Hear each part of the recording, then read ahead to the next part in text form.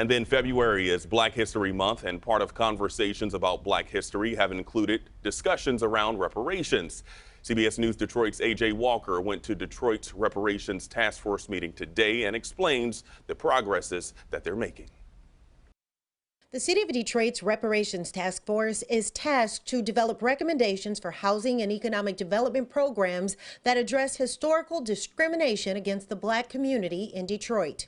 Anything that the city had its hand in that caused destruction and was detrimental to our communities, that's what we're going after. Sydney Calloway, co-chair of the Reparations Task Force, says there's a long history of racial issues that led to poverty for Detroiters, which is why she and others believe there is a deeply rooted basis for reparations. It goes all the way through the Jim Crow era. That goes through our Great Migration era, because that's when 375 came in. That's when, the Jeffries Freeway came in. So everything that demolished our neighborhoods, everything that caused that wealth gap to expand and deepen, that's what we're working on. But Calloway also says the need for reparations goes even deeper than that. We're also looking for a contemporary lens on what reparations is, because there are a lot of things that happened in the last 5, 10, 20, 15 years that may not be included in that initial reparations idea.